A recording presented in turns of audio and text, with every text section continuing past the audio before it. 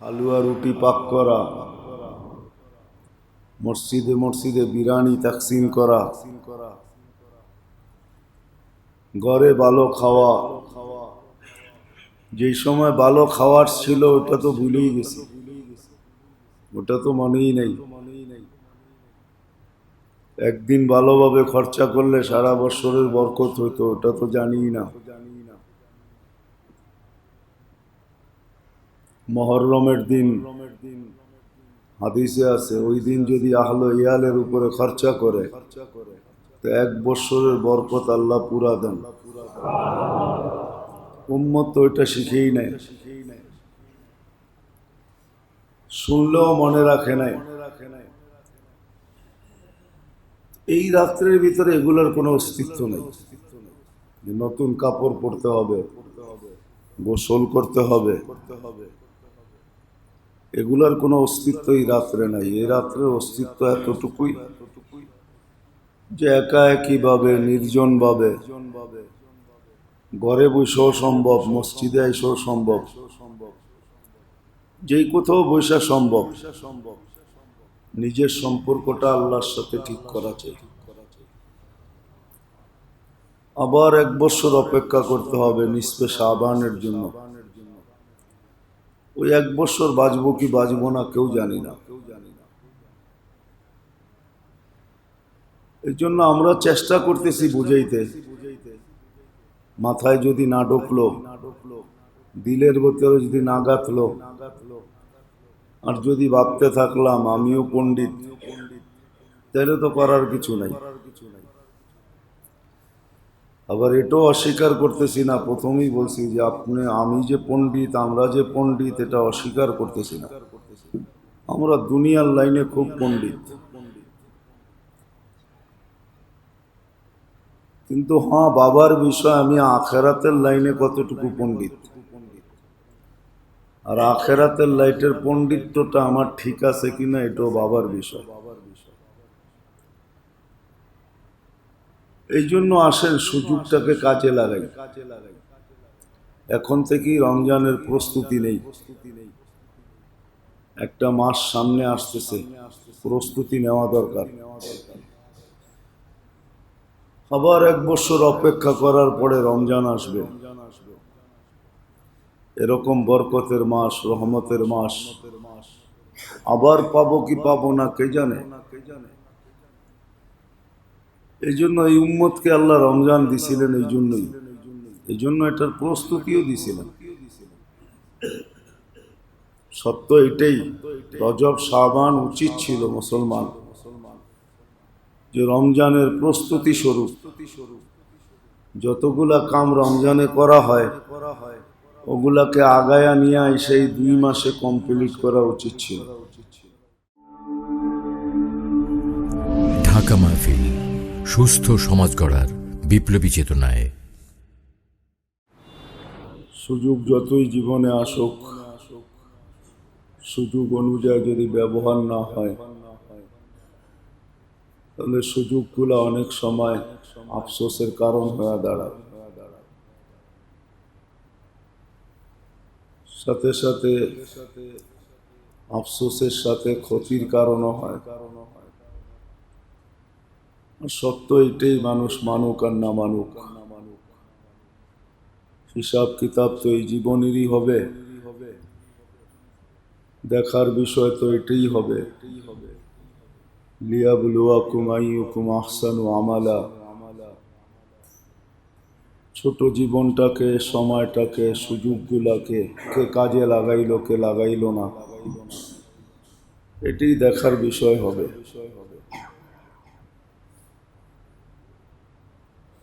যদিও আজকে হাজারো ধরনের জিনিস চলমান, মানুষ এক এক দিকে চলতেছে, এক এক দিকে দৌড়াইতেছে, এক এক মনোভাব পোষণ করতেছে, এটি সত্য। পছন্দ প্রত্যেক ব্যক্তির আলাদা, রুচিও আলাদা, কিন্তু একটা দিন অচিরেই আসতেছে যেদিন একটাই চলবে, দ্বিতীয় আর কিছু চলবে না। এই জন্য বুদ্ধিমানের কাজ হবে সুযোগগুলাকে কাজে লাগানো, জীবনের মুহূর্তগুলাকে নিজের পক্ষে নিয়ে আসা, এটাই সত্য। আল্লাহ মানুষকে সুযোগ দেন, হায়াত পাওয়াই মানে সুযোগ পাওয়া। সময়টা আমার পর্যন্ত পৌঁছাই মানে আমাকে সুযোগ দেওয়া। এখন যে এটাকে কাজে লাগাবে, শিখবে, কাজে লাগাবে, আজকে হয়তো উঁচ নিচ হইতে পারে, কেউ কম কেউ বেশি, কেউ অল্প পাবে কেউ বেশি পাবে, কারোরটা উঁচা কারোরটা নিচা। কিন্তু আখেরাতের বিষয়টা এমন না। আখেরাতে উঁচা হবে তো উঁচাই হবে, নিচা হবে তো নিচাই হবে। এই জন্য সুযোগগুলাকে পক্ষে নিয়ে আসা। হাদিস এটাই বুঝাইতে চায়, সকাল যে পাইল সে যেন সন্ধ্যার অপেক্ষা না করে। আসবাহতা ফালা তানতাযিরিল মাসা, আমসাইতা ফালা তানতাযিরিস সাবাহ। বিকাল পাইল সকালের অপেক্ষা না করে। হাদিস কোরআন এটাই বুঝাইতে চায়। এই জন্য সুযোগগুলাকে কাজে লাগানো চাই। আর বুদ্ধিমান ওই ব্যক্তি, মানুষের কাছে মানুষের বুদ্ধির পরিচয় মানুষের থিওরিতে, মানুষের বিবেক বিবেচনায়। কিন্তু আল্লাহ আল্লাহ রসুলের কাছে বুদ্ধির পরিচয় মানুষের বিবেক বিবেচনায় না। আল্লাহর কাছে তো বুদ্ধির পরিচয় আল্লাহ আল্লাহ রসুলের বিবেক বিবেচনায়। আল্লাহর বিবেচনায় যে বুদ্ধিমান সেই আল্লাহর কাছে বুদ্ধিমান। মানুষ বুদ্ধিজীবী বলে,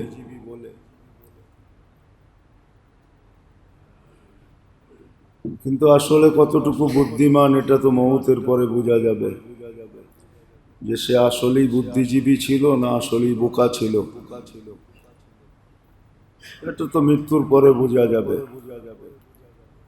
আর মাপকাঠি আল্লাহ আল্লাহ রসুল দুনিয়াতে দিয়া দিয়েছেন।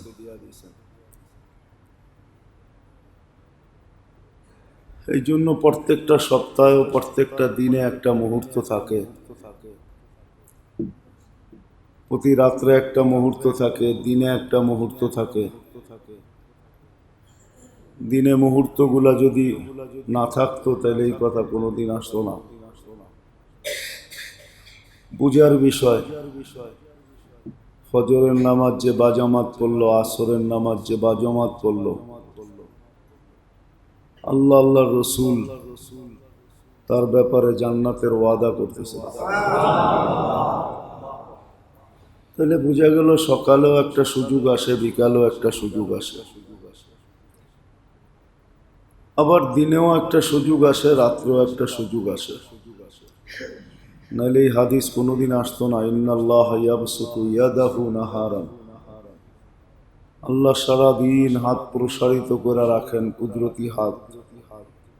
হাত্তা ইয়াতুবা মাসি আল্লাইল, রাত্রের নাফরমান যেন সারা দিনে আল্লাহর সাথে সম্পর্ককে ঠিক করে নেয়। আবার রাত্রে হাত প্রসারিত করেন, সাথে সাথে ডাকতেও থাকেন, আলা মিন মুস্তাগফির ফাগফির আলা, কে আসো মাপ চাও আমি মাপ করব। ওয়াদা দিয়া ডাকতে থাকেন। তো বোঝা গেল শুধু মাসগুলা সুযোগ না, সপ্তাহগুলোও সুযোগ। নাইলে এই হাদিস কেন আসতো যে জুমার দিন একটা সময় আছে বন্দা যা চাবে আল্লাহর কাছে মঙ্গলময় সবকিছু আল্লাহ তাকে দান করবে। এই হাদিস কোনোদিন আসতো না। ঠিক নিসফ মিন শাবান, আজকে শাবানের অর্ধরাত্রি, 15 দিনের রাত্রি, এই সুযোগও কোনোদিন আসতো না। এটা বুদ্ধিমান হলো ওই ব্যক্তি যে সুযোগগুলাকে জানে, আবার সুযোগগুলাকে পক্ষে আনে, নিজের পক্ষে নিয়ে আসে। বাকি তো শেখ সাদি রহমতুল্লাহের কথা সত্য, আকল যদি বিলুপ্ত হয়ে যায় দুনিয়ার থেকে, তারপরও প্রত্যেক মানুষ নিজেকে নিজে বুদ্ধিমান মনে করবে। আমরা নিজেকে নিজে বড় বুদ্ধিমান মনে করি।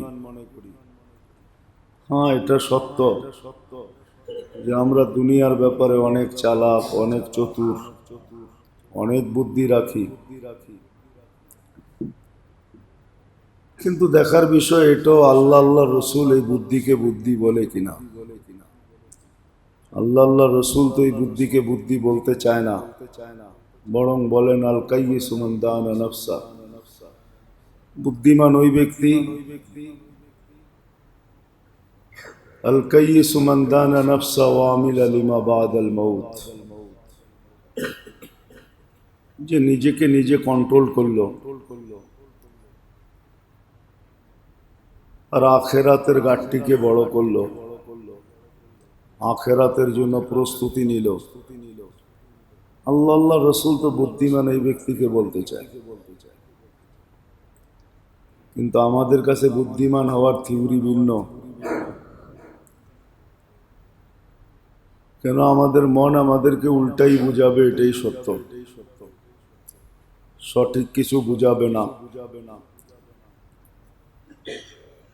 কেননা ইন্নান নাফসা লাআম্মারাতুন বিসসু, মানুষের মনটা অস্তিত্বগতভাবে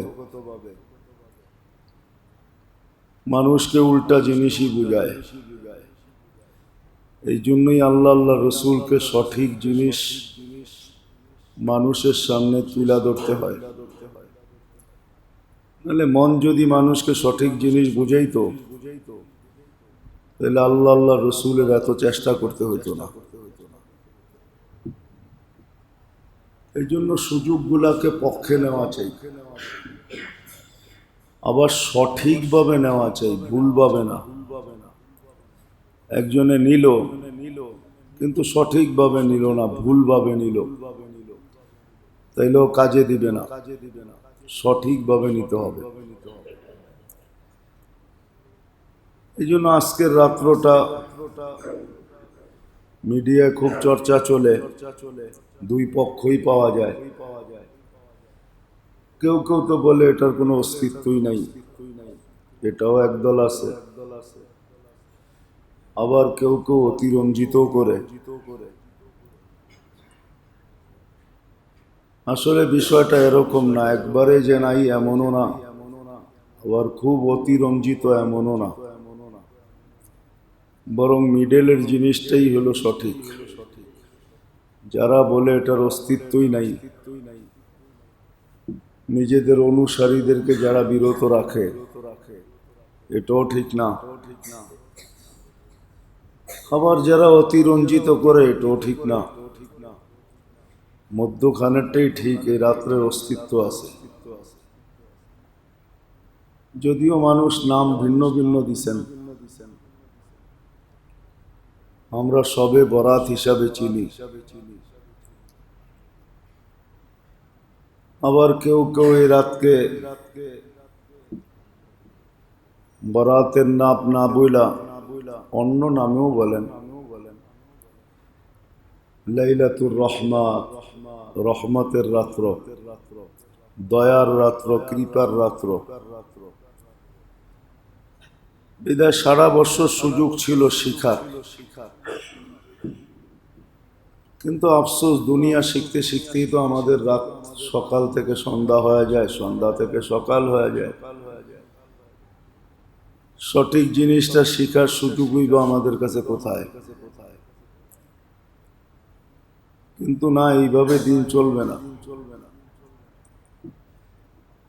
একদিন এই সমস্ত সুযোগগুলাকে আল্লাহ সামনে নিয়ে আসবে, আর আল্লাহ জোরভাবে জিজ্ঞাসা করবে যে সুযোগ তো ছিল তোমার কাছে, ইচ্ছা করলে সকালেরটা বিকালে মুছা ফেলতে পারতে, বিকালেরটা সকালে মুছা ফেলতে পারতে, আজকেরটা কালকে, কালকেরটা পরশু, এই সপ্তাহটা আগামী সপ্তাহে।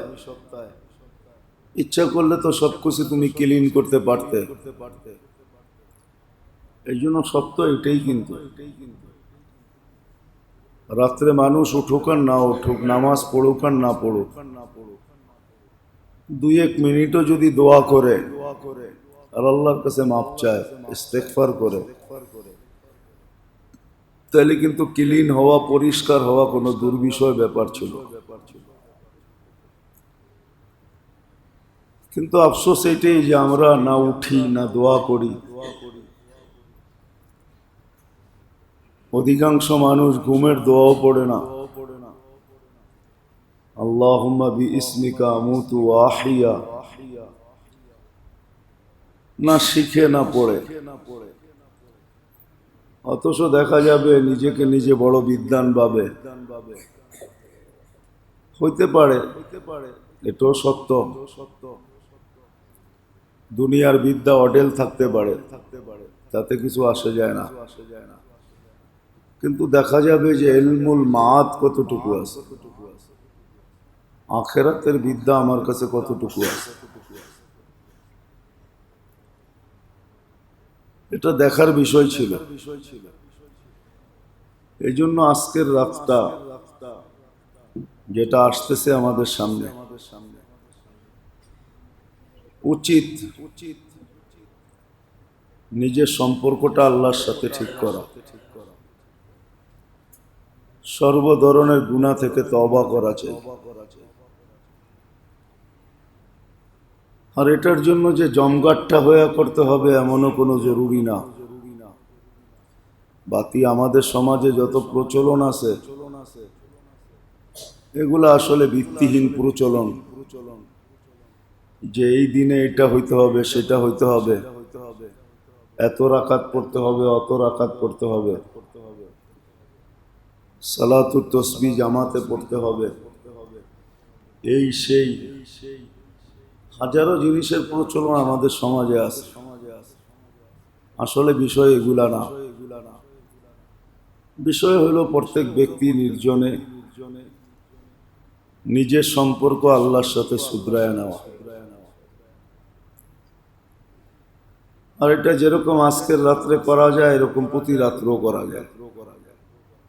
ইচ্ছা করলে নিজের সম্পর্ক আল্লাহর সাথে প্রতি রাত্রে উচ্চ থেকে উচ্চতর করা যায়, আল্লাহর কাছে থেকে কাছে হওয়া যায়। নাইলে কোরআনে এই কথা আসতো না, ফাতাহাজ্জাদ বিহি নাফিলাতাল লাক আসা আইয়াবআসাকা রাব্বুকা মাকামান মাহমুদা মান তালাআল উলা সাহিরাল লায়ালি। এই জিনিসগুলো কখনো আসতো না। এই জন্য মোটা কথা এটাই, না এই রাত্রে কবরস্থানের দৌড় দেওয়া, না এই রাত্রে মসজিদ থেকে মসজিদ ঘুরে বেড়ানো, না এই রাত্রে আলোক সজ্জা করা,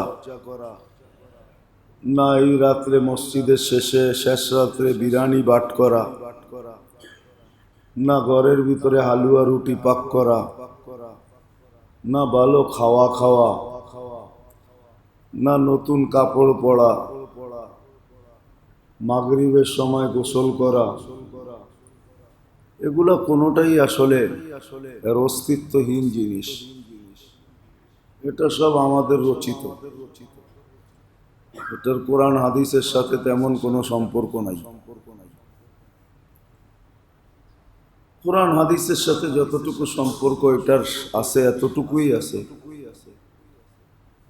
যে আল্লাহর সাথে নিজের সম্পর্ককে নবায়ন করা, ঠিক করে নেওয়া। এতটুক করা চাই, নাইলে রজবের প্রথম দিন থেকে এই দোয়া আল্লাহ রসুল শিখাইতেন, আল্লাহুম্মা বারিক লানা ফি রজব ওয়া শাবান। বুঝাইতে চাইতেছেন এতটুকু বরকত এই 2 মাসে নিয়ে নাও, এতটুক প্রস্তুতি নাও। আল্লাহ রসুল রমজানে শাবানে বড় রোজা রাখতেন, কখনো কখনো পুরা শাবান রোজা রাখতেন। এটা রমজানের প্রস্তুতি স্বরূপ। বিধায় আমাদেরও উচিত আজকের রাত্রটা একা একই ভাবে, জমঘাটটার কোনো প্রয়োজন নাই, মসজিদ টু মসজিদ যাওয়ার কোনো দরকার নাই, মাজারে মাজারে ঘুরা, কবরস্থানে ভিড় জমানো, হালুয়া রুটি পাক করা, মসজিদে মসজিদে বিরিয়ানি তাকসিম করা, ঘরে ভালো খাওয়া। যেই সময় ভালো খাওয়ার ছিল ওটা তো ভুলেই গেছি, ওটা তো মনেই নেই। একদিন ভালোভাবে খরচা করলে সারা বছরের বরকত হইতো, ওটা তো জানিই না। মুহররমের দিন হাদিসে আছে, ওই দিন যদি আহলে ইয়ালের উপরে খরচা করে তো 1 বছরের বরকত আল্লাহ পুরা দেন। উম্মত তো এটা শিখেই নাই,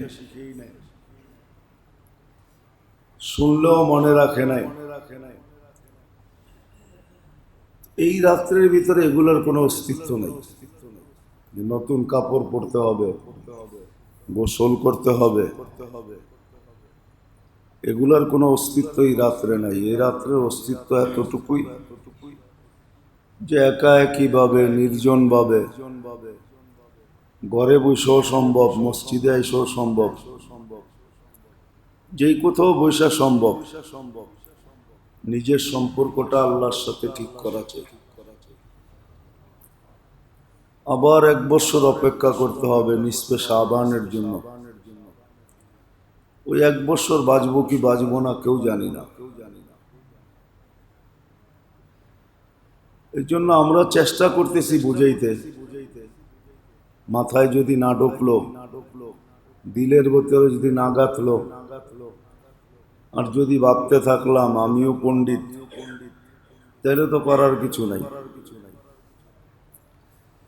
আবার এটাও অস্বীকার করতেছি না, প্রথমেই বলছি যে আমি যে পণ্ডিত, আমরা যে পণ্ডিত, এটা অস্বীকার করতেছি না। আমরা দুনিয়ার লাইনে খুব পণ্ডিত, কিন্তু হ্যাঁ, বাবার বিষয় আমি আখেরাতের লাইনে কতটুকু পণ্ডিত, আর আখেরাতের লাইটের পণ্ডিত্যটা আমার ঠিক আছে কিনা এটাও বাবার বিষয়। এই জন্য আসেন সুযোগটাকে কাজে লাগাই। এখন থেকেই রমজানের প্রস্তুতি নেই, একটা মাস সামনে আসতেছে, প্রস্তুতি নেওয়া দরকার। আবার 1 বছর অপেক্ষা করার পরে রমজান আসবে, এরকম বরকতের মাস, রহমতের মাস আবার পাবো কি পাবো না কে জানে।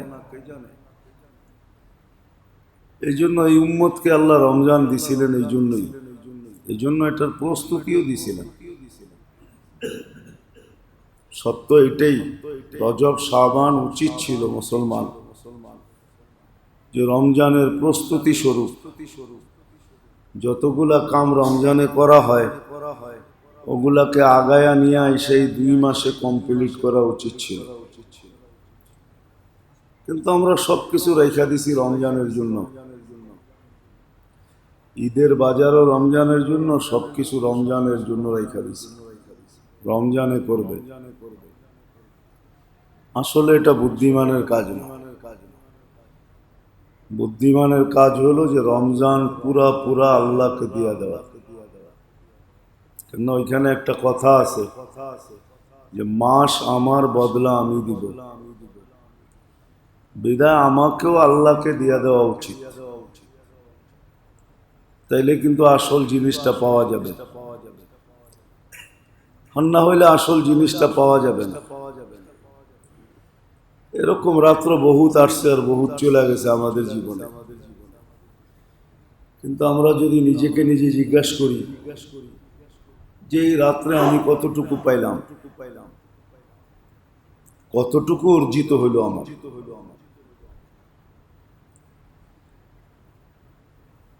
হ্যাঁ, সামনে যেটা আছে, যেটা বর্তমান দেখতেছি, এটাই আমাদেরকে ধোকায় ফেলতেছে।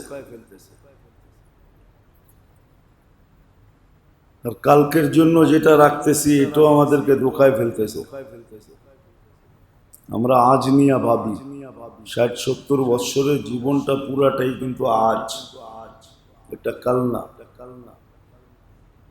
নাইলে কোরআন এই কথা বলতো না, মা কদ্দামাত লিগাদ। তুমি একটু ভাবো কালকের জন্য কতটুকু তুমি প্রস্তুত।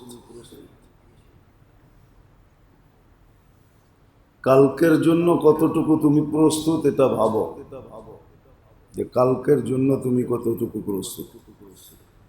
বোঝা গেল এই ছোট জীবনটা পুরাটাই আজ, এটা কালের ছোঁয়া নাই। যেদিন মৃত্যু হবে ওদিন থেকে কাল শুরু হবে, এর আগে কাল শুরু হবে না। আজকে পুরাটাই আজ। এই জন্য আসেন ভাবি, এই রাত্রটা যেভাবে তাল্লুক মার জন্য, আল্লাহর সাথে সম্পর্ক জোড়ার জন্য। পাওয়া যায় কিতাবে যে সারা বছরের বাজেট হবে এই রাত্রে। ভালো মন্দ লিখবে, কে আসবে কে যাবে সব লেখা হবে। বিদায় আমার পক্ষে ভালো হোক খারাপ না হোক, এটাই এই রাত্রে নেওয়া উচিত আল্লাহর কাছ থেকে। রাত্রটা এই কাজেই কাটানো উচিত যে সামনের বৎসরটা যেন আমার পক্ষে ভালো হয়, আমার বিরুদ্ধে না যায়। আর যদি বিরুদ্ধে চলে যায়, আল্লাহ পারেন, কিন্তু অতীতে আল্লাহ দেখাইছেন 2020-21 আল্লাহ দেখাইছেন যে সময়টা বেশিরভাগই আমাদের বিরুদ্ধে ছিল, পক্ষে ছিল। লকডাউন মানুষের পক্ষে না, মানুষের বিরুদ্ধে। আল্লাহ দেখাইছেন আল্লাহ পারে। সমস্ত সিস্টেমকে তার জায়গায় আল্লাহ অফ করে দিতে পারে, এটাই সত্য। আর আল্লাহ 2020-এ দেখাইছেন সমস্ত সিস্টেমকে তার জায়গায় অফ করে দিয়েছে। মানুষ পাগল হয়ে গেছে, এখনো দুইটা তিনটা মাস্ক পরে একসাথে। অথচ যুক্তি যদি দেখা যায় তো বলে ভিতর থেকে যে শ্বাসটা বাহির হয় ওটা মানুষের জন্য দূষিত, ক্ষতিকর। অথচ 3টা মাস্ক পরা যেটা ছাড়তেছে ওটাই আবার টাইনা ভিতরে নিতেছে, আবার যুক্তি দাঁড় করাইতেছে এটা ঠিক আছে। অথচ বাহিরের ওয়েদারটা মানুষের জন্য স্বাস্থ্যকর। আল্লাহ পারে। এই জন্য এই রাতটার মাধ্যমে আগামী বৎসরটা আমার পক্ষে আনা চাই, এতটুকু ঘনিষ্ঠ হওয়া চাই আল্লাহর কাছে। কিন্তু শয়তানও তো বয়া থাকবে না। আমরা যে প্রযুক্তিতে উন্নত হয়েছি, শয়তান কি প্রযুক্তিতে উন্নত হয় না? সে কি অ্যানালগ সিস্টেম চালায় নাকি? কি বলে? সে মনে হয় অ্যানালগ সিস্টেমই চালায়, ঠিক না? সে কি প্রযুক্তিতে উন্নত হয় না? শয়তানও কিন্তু প্রযুক্তিতে উন্নত হয়েছে, শুধু আমরা উন্নত হইনি। আমরা ভাবি না শয়তান প্রযুক্তিতে অ্যানালগের জমানায় আছে, আমরা উন্নত হয়ে ওভারটেক করছি। না না না, ভুল ধারণা। সে আমাদের চেয়ে বেশি প্রযুক্তিতে উন্নত হয়েছে। এই জন্য সে চাবে না যে সারা বৎসর সময়টা আমার পক্ষে আসুক বা আমি আমার পক্ষে নেই। এটা কিন্তু না মন চাবে না শয়তান চাবে। এই জন্যই কিন্তু আমাদেরকে নেকের নামে হাজারো জিনিস সে করায় দেয়, যেটা চিরাচরিত আমাদের দেশে দেখা যায়, যে অতীতে আমরা কইরা আসছি এগুলা। এক সময় এই মসজিদও ছিল, আলোকসজ্জা হইতো, শবে বরাতে আলোকসজ্জা। না, এটা কোনো আলোকসজ্জার কোনো বিষয় নেই। তুমি রাস্তাঘাট আলোকিত করে কি লাভ হবে যদি ভিতরটাই অন্ধকার হয়? নিজের ভিতরটাই যদি অন্ধকার হয় তো আলোকসজ্জা করে কোনো লাভ হবে না। প্রত্যেক কবরস্থানই লাইটিং আছে। বহুত কম কবরস্থান আছে যেখানে লাইট নেই। সরকারি যত কবরস্থান আছে সবগুলোর ভিতরে লাইট আছে। এই জন্য যে কবরের ভিতরেও লাইট আছে এটা তো কোনো যুক্তিসঙ্গত কথা না।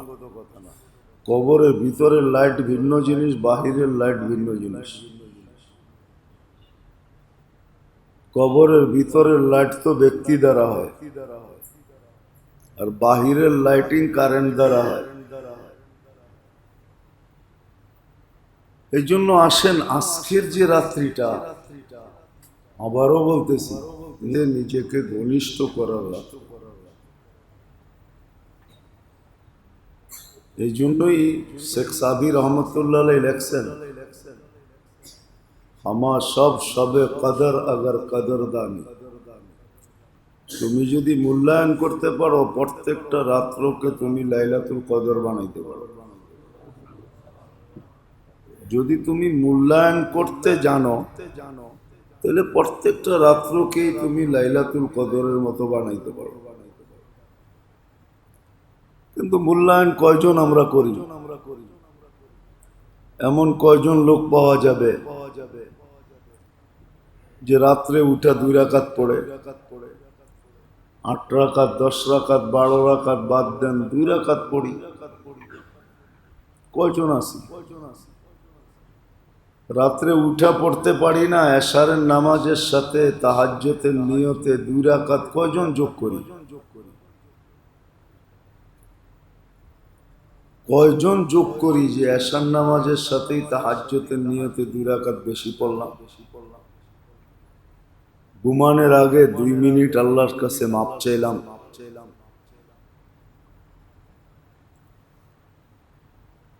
কিন্তু রাগ হয় না, বাকি তো নিজেকে নিজে বড় পণ্ডিত মনে করি, আমি বড় পণ্ডিত। ওই পিছনের কথায় আবার যেতে হবে।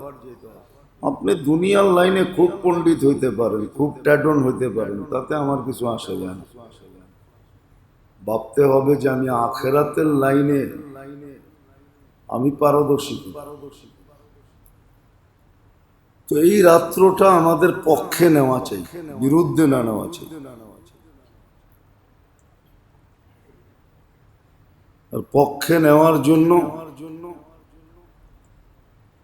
আল্লাহর সাথে সম্পর্ক করা। তেলাওয়াত পড়েন, তেলাওয়াত করেন, তসবিহ তাহলিল পড়েন,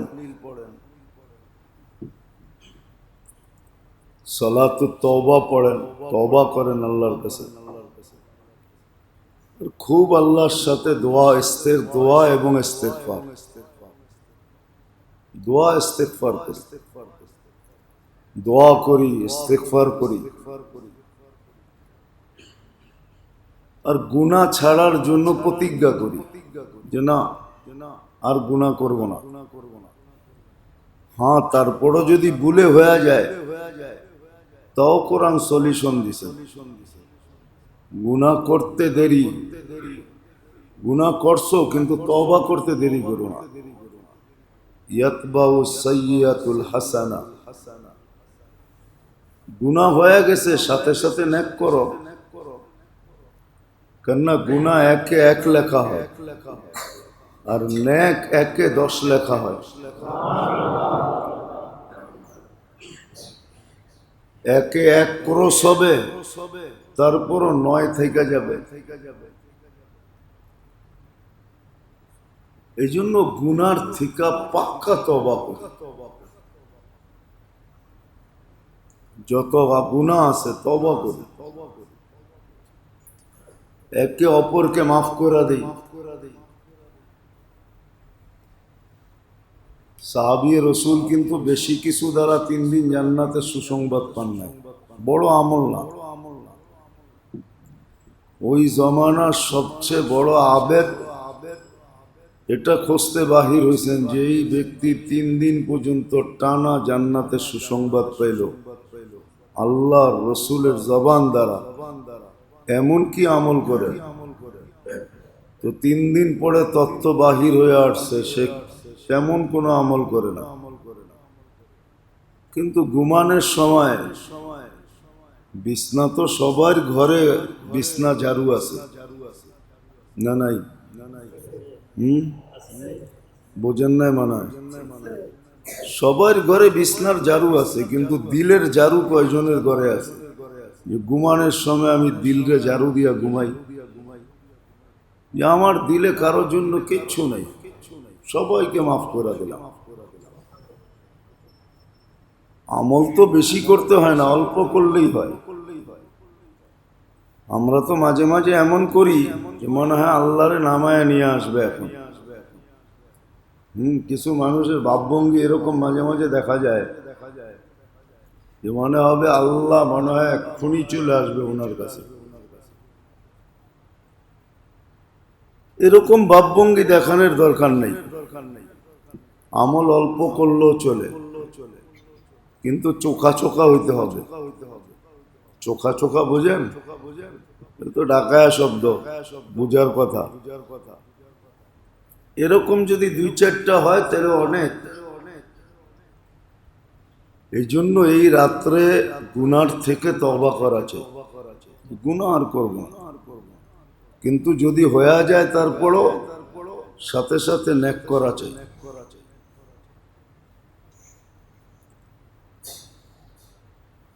আর এই রাত্রে সবাই সবাইকে মাফ করে দেওয়া চাই। সবাই সবাইকে যদি মাফ করে দেই, এটাও মস্ক করার, এটাও অনুশীলন করার বিষয়। সবাইকে মাফ করে দেওয়া, দিল পরিষ্কার রাখা। এই জন্য আল্লাহ রসুলও বলতেন, সাহাবায়ে কেরামকে বলতেন, তোমরা কেউ কারো বিরুদ্ধে আমার কাছে অভিযোগ করো না, কেননা আমি পরিষ্কার দিল নিয়ে যেতে চাই। আমার দিলে যেন কারো জন্য কিছু না থাকে। দিনের বেলা রোজা,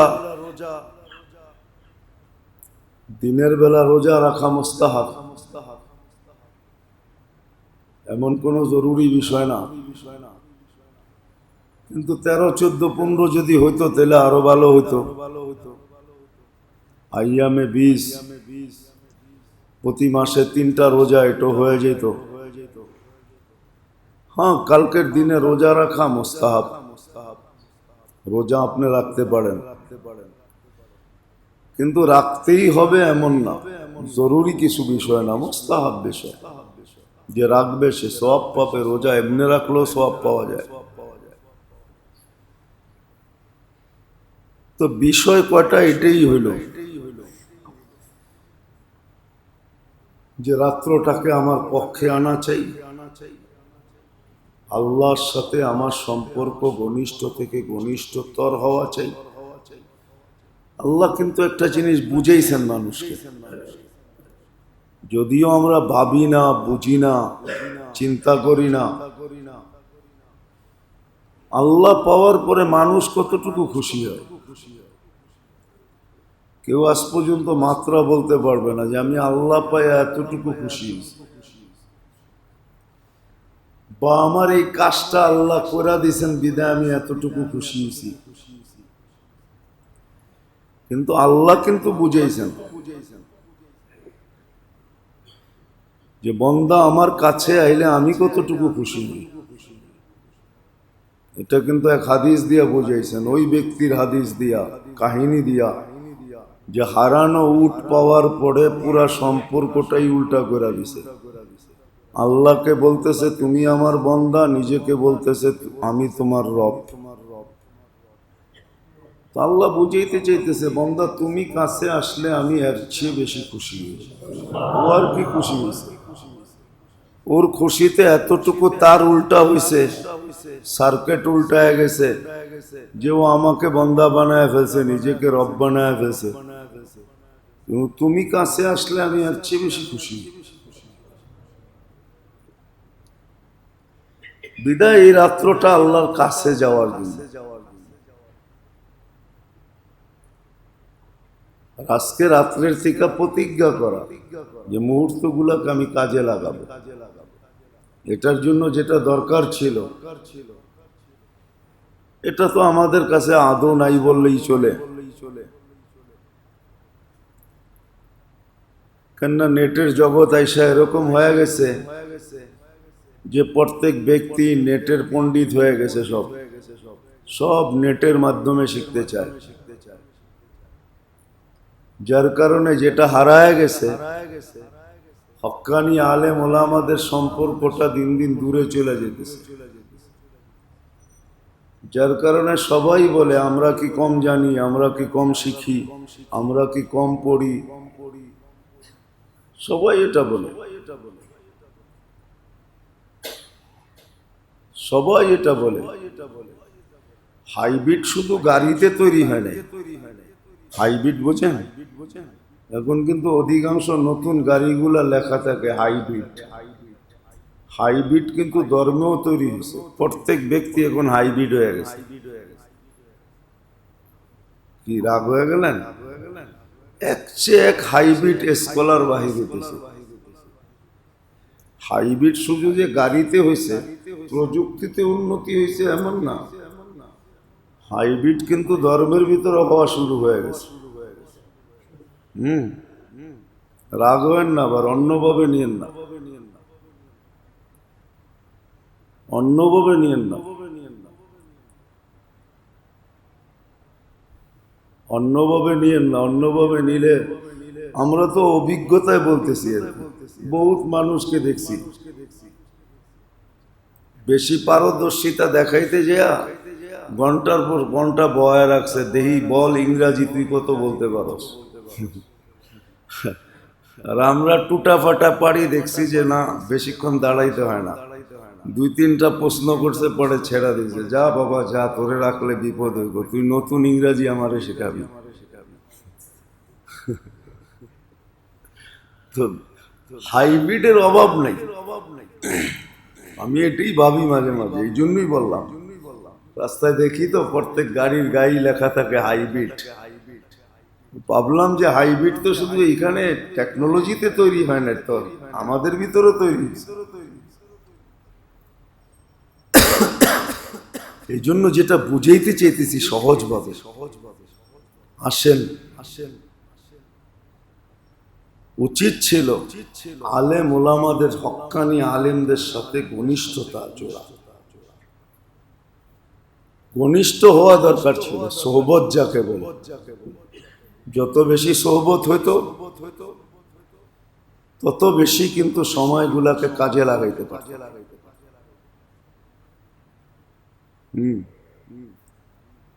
কাজে লাগাইতে পারে।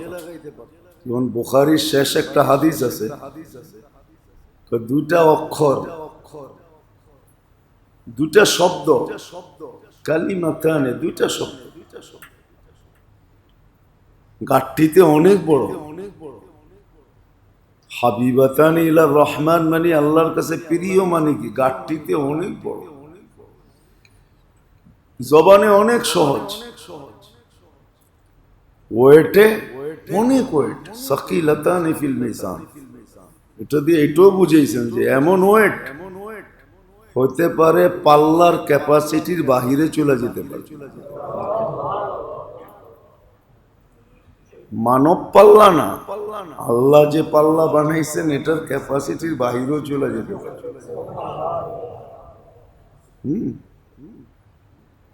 সুবহানাল্লাহি ওয়া বিহামদিহি সুবহানাল্লাহিল আযীম। ছোট একটা জিনিস কিন্তু ডেলি পড়া উচিত ছিল 2-4-10 বার। সুবহানাল্লাহি ওয়া বিহামদিহি সুবহানাল্লাহিল আযীম। কিন্তু কয়জন পড়ে, কয়জন জানে? সোহবত নাই এই জন্য জানে না। হ্যাঁ, সোহবত আছে, নেটের সোহবত আছে।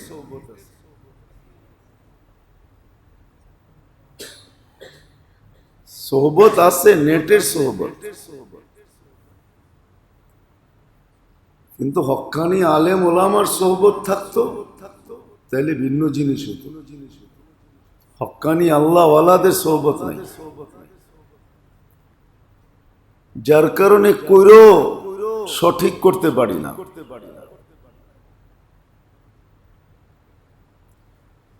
কইরো সঠিক করতে পারি না। একটা কথা আছে না, মরকে বি অমর, মোড়ো অমর আছে, মোড়ে নাই। করতে পারা, করার পরেও সঠিক হয় না এই কারণে, যার কারণে হক্কানি আলেম ওলামাদের সোহবতে, হক্কানি আল্লাহওয়ালাদের সোহবতে, এদের সাথে উঠা বসা, চলা ফিরা, খাওয়া লওয়া, জোর মিল মহব্বত, এর মাধ্যমে সঠিক জিনিসটা করা হবে। এই জন্য আসেন লম্বা না কইরা এই রাত্রটাকে আল্লাহর সাথে নিজের পক্ষে আনি। আর পক্ষে আনার তরতিব হলো, নিয়ম হলো, শুধু এই রাত্রটা না, আগামী বৎসরটা যেন আমার পক্ষে আসে, পুরো বৎসরটা আমার পক্ষে যায়। দুনিয়া কি হইলো আর না হইলো এটা বিষয় না। অনেক সময় দেখা যাবে জোয়ার কারো ক্ষতিও হয়, আবার কারো পক্ষেও যায়। কি বলেন? নদীর জোয়ার কি সবার পক্ষে যায় না? দুনিয়া যেমন হোক, কিন্তু সময়টা যেন আমার পক্ষে থাকে। এই জন্য দোয়া, ইস্তেগফার, তওবা, দোয়া, ইস্তেগফার, তওবা। তওবা মানে পাক্কা তওবা, ইচ্ছায় গুনাহ করা না। অনিচ্ছায় হয়ে গেল ওটা ভিন্ন কথা। কেন এই উম্মতের জন্যই আল্লাহ সুযোগ দিয়েছেন, কারোর জন্য সুযোগ দেন না। রফিয়ান উম্মতি আল খাতাউ ওয়ান নিসিয়ান।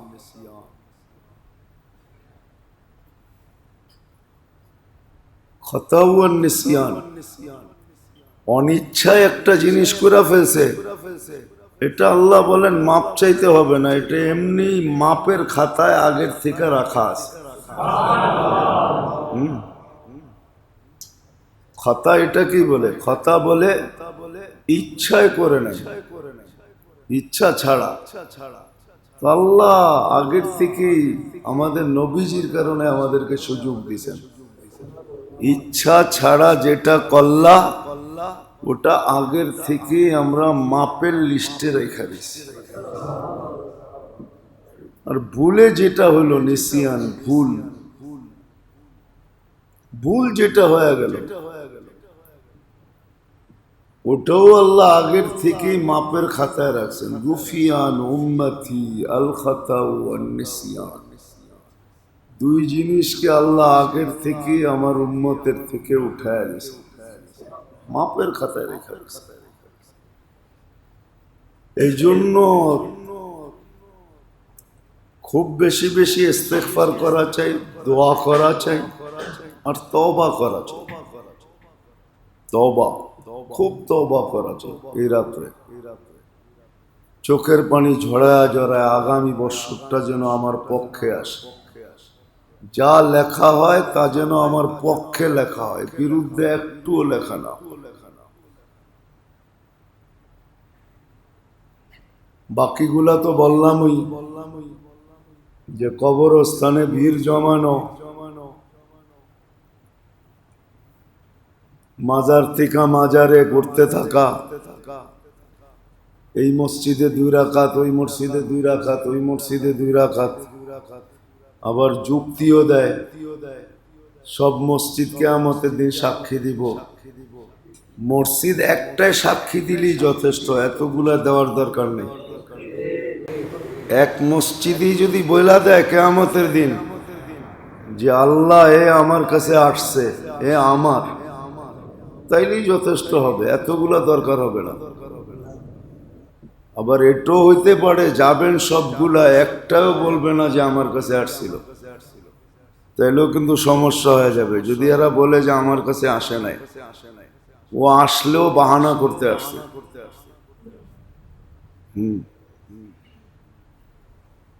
ও আসলো বাহানা করতে আসছে, তাহলে কিন্তু বিপদ হয়ে যাবে। আর না হালুয়া না রুটি, এটা আবাদতের রাত্র, এটা হালুয়া রুটির রাত্র কোত্থেকে আসলো? এখানে না হালুয়া না রুটি, হালুয়াও নাই রুটিও নাই, না ভালো খাওয়া না নতুন কাপড়, না গোসল, না এটা সেটা, কিছুই নেই। আর কালকের দিনের রোজা, বাকি এটার সাথে যোগ করতে হবে যে রমজান আসতেছে, আমি বিলকুল প্রস্তুত। এমন না হোক রমজান অতীতের মতো আসলো, আমি আমার মার্কেটে, আমি আমার দোকানে, আমি আমার জায়গায়, রমজান আসলো আর চিল্লাইতে চিল্লাইতে চিল্লাইতে চিল্লাইতে 30 দিন পার করে দিল, তাহলে আমার কোনো লাভ হবে না। এই জন্য আসেন মূল্যায়ন করি, আর মূল্যায়নটা আসবে হক্কানি আলেম ওলামাদের সোহবতের দ্বারা, আল্লাহওয়ালাদের সোহবতের দ্বারা মূল্যায়নটা আসবে। এছাড়া মূল্যায়ন আসবে না। এছাড়া খালি আপনি কাটতে থাকবেন, ঠিক না ব্যাঠিক, ঠিক না ব্যাঠিক, ঠিক না ব্যাঠিক, মনে হয় বোঝেন নাই। কেন দোনো ধরনের মিডিয়াই তো আছে, ঠিক না? হ্যাঁ, তো আপনি খালি এই দুটার ভিতরে দৌড়াইতে থাকবেন, ঠিক না ব্যাঠিক, ঠিক না ব্যাঠিক। ওনারা ভুল বলতেছে না, ওনারা ভুল বলতেছে, এই জাজমেন্ট করার ভিতরে আপনার সময় চলে যাবে। কিছু লোক আছে খালি জাজমেন্ট করতে থাকে আর খালি দেখতে থাকে, উনিও তো দেখতে কম বড় না, উনিও দলিল দেয়, প্রমাণ দেয়, ঠিক আছে? এরকম প্রমাণ সবার কাছেই আছে। নির্দোষকে দোষী যুক্তি দিয়েই বানায়, যুক্তি ছাড়া বানায় না। কি বলেন? হ্যাঁ, মনে হয় বুঝাইতে পারিনি। নির্দোষকে দোষী কি দিয়া বানায়? যুক্তি দিয়ে তো বানায়, তর্ক দিয়ে তো বানায়, প্রমাণ দিয়েও তো বানায়। এই জন্য কেউ দোষী নাকি? আপনি যদি দেখতে থাকেন, না আমরা তো সারাদিন টেলিভিশনের সামনেই থাকি, ঠিক না? কি কন? সারাদিন মিডিয়া দেখতে থাকে, কিন্তু এটাও সত্য, ওই যে একটা শব্দ বলছি না, হাইব্রিড শুধু প্রযুক্তিতে আসে না, সব জায়গায় আসছে হাইব্রিড। সব জায়গায় আসছে। আবার এটাও জেনারেশন, কিন্তু অ্যানালকের ব্যাটারি গেলে 4000 টাকা খরচ হইব, আর হাইব্রিডের ব্যাটারি গেলে 1 লাখ টাকা খরচ হইব। জানেন? জানেন? মানে জানেন না? জিজ্ঞেস করে দেখেন। অ্যানালগ গাড়ি আছে না, অ্যানালগ গাড়ি, ওটার ব্যাটারি ডাউন হলে 4500 টাকা খরচ হবে, কিন্তু হাইব্রিডের ব্যাটারি যদি ডাউন হয়, কি কয় ইঞ্জিনিয়ার, 1 লাখ টাকা লয়ে টান দিব। কিন্তু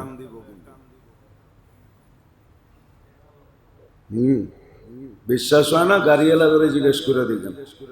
হাইব্রিডের ব্যাটারি যদি বোঝা যায়, তাহলে ব্যাটারি চেঞ্জ করতে 1 লাখ টাকা লাগবে, বেশিও লাগতে পারে, আমি তো কম বলতেছি। আর যদি অ্যানালগ গাড়ির ব্যাটারি বোঝা যায়, তাহলে বেশি না, 4500 5000 টাকা খরচ হবে। ওটা ফালায় দাও, নতুন একটা লাগায় দাও। ওই যে আমরা যে হাইব্রিডের পিছে দৌড়াইতেছি, হ্যাঁ, যদি ব্যাটারি বয়া গেল তো জিন্দিগি লইয়া টান দিবে। কিন্তু এবার এটা মনে করেন না আমরা ঘোড়ার ঘাস কাটছি এত বছর। যা হোক, এটা আমার বোঝানোর উদ্দেশ্য না।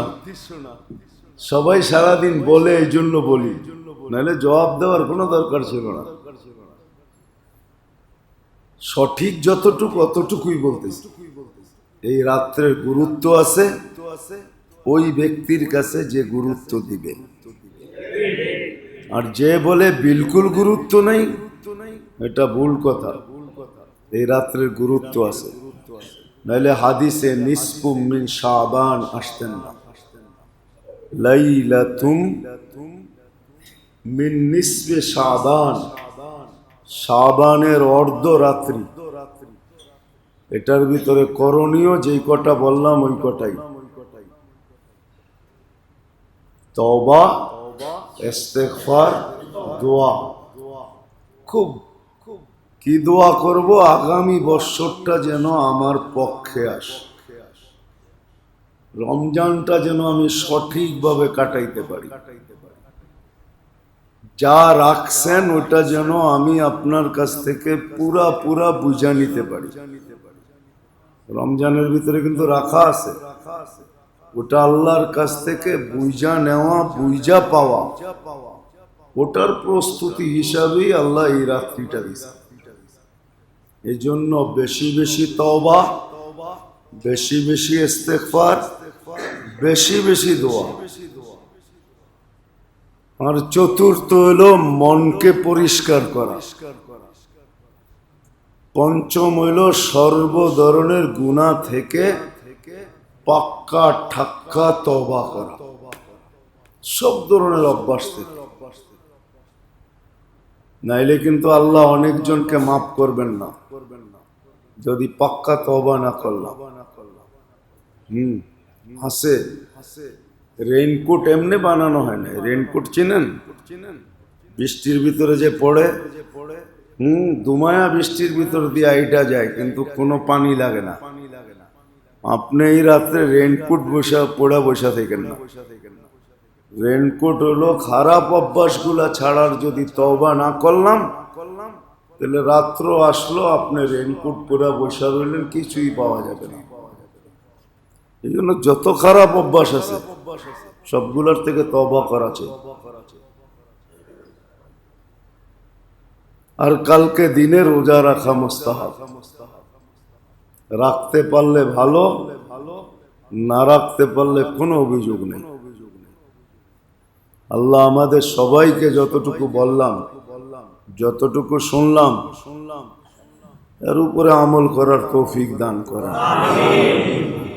উচিত তো ছিল ইস্তেগফারকে লাজিমি বানায় নেওয়া।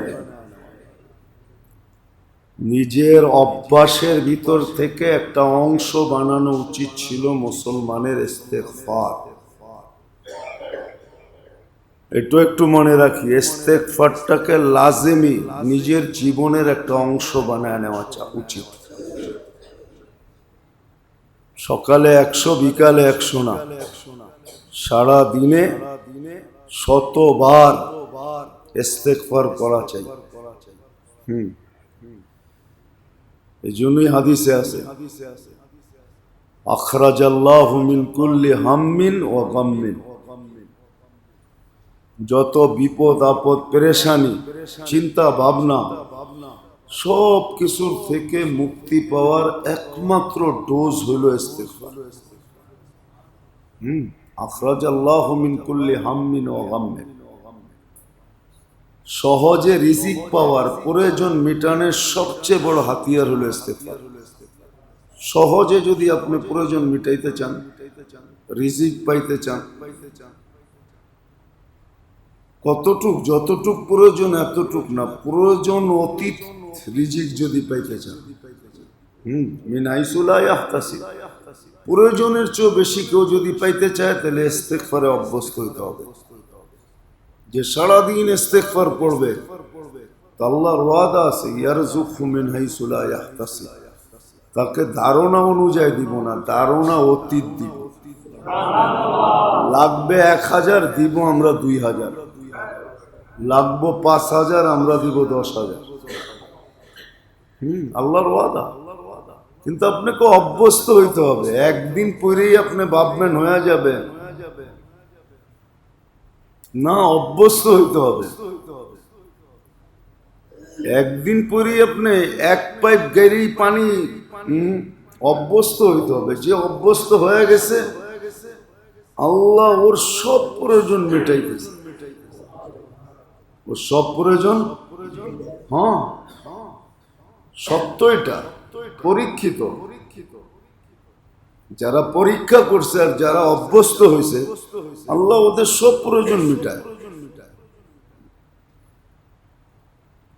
বরং আপনার কয় আইটেম দিয়ে মিটায় আপনারটা, ওগরটা যা দেখবেন আপনার চেয়ে 10 গুণ আইটেম দিয়ে মিটাইতেছে। যদিও ও খায় না, দেখে খালি, কিন্তু আল্লাহ বলে তুই না খাইলে না খা, আমার দায়িত্ব আমি পুরা করতেছি, তোরে দেখানো দরকার দেখাইতেছি, তুমি খাও আর না খাও, আল্লাহ খাওয়াইতেছে, ওদেরকে দেখাইতেছে। 20 আইটেম, 30 আইটেম। মাঝে মাঝে তো দেখা যায় কোনো জায়গা বর্তাই হয়ে জায়গা হাফ সেঞ্চুরি। হ্যাঁ, সত্য এটাই, কিন্তু আপনি মানেন আর না মানেন, সত্য এটা, সত্য এটা। ওর ব্যাপার যদিও বলা উচিত না, তারপরও বলতেছি, যদি আপনাদের ভিতরে অভ্যাস আসে, এই জন্য অভ্যাস আসে। 3-4 দিন আমার সাথে একজন লোক ছিল, কর্মকর্তা, সে তার বডিগার্ড আরো ড্রাইভার, তো 3 দিন পরে বলতেছে, হুজুর জীবন তো অনেক লম্বা হইল, কিন্তু এত আইটেম প্রত্যেক ওয়াক্তে এই জীবন এই প্রথমই দেখলাম। আমাদের ধারণা ছিল না যে আপনাদের সামনে এত আইটেম আসে। সত্য এটি। অভ্যাস বানাবেন তো ইনশাআল্লাহ। হ্যাঁ, ইস্তেগফারকে অভ্যাস মানে, আল্লাহ মাফ করে দেন, আল্লাহ মাফ করে দেন, আল্লাহ মাফ করে দেন, এরম পড়তে থাকেন। আস্তাগফিরুল্লাহ পড়ার দরকার নেই, এতটুকু তো বাংলায় বলা যায়, আল্লাহ মাফ করে দেন, আল্লাহ মাফ করে দেন। করবো তো ইনশাআল্লাহ। আর এই পটাকা শটাকা এটা যেন না হয়, এটা এলাকার মুরব্বীদের দায়িত্ব, বড়দের দায়িত্ব ছোটদেরকে বোঝানো। এই পটাকা শটাকা হয় না সবে বরাতে, হ্যাঁ হ্যাঁ, এটা আমাদের প্রচলন না, এটা অন্যদের প্রচলন, আমরা নিয়ে আসছি। মা বাবাকে উচিত সন্তানদেরকে বোঝানো, বড়দের উচিত ছোটদেরকে বোঝানো, মায়া আবার মারধর করে না, বোঝানো উচিত না, এটা ভালো না। এই পটাকা শটাকা সারা রাত্র ফুটতে থাকে। যত টাকার বাজি ঢাকা শহরে সবে বরাতে ব্যয় হয়, আমার মনে হয় এর দ্বারা কয়েক হাজার মানুষের জীবন এক মাসের খোরাকি হয়ে যায়, না হয়ে যায় না? হ্যাঁ, আল্লাহ আমাদেরকে বুঝার তৌফিক নসিব করে। ওমা আলাইনা ইল্লাল বালাগ। ঢাকা মাহফিল, সুস্থ সমাজ গড়ার বিপ্লবী চেতনায়।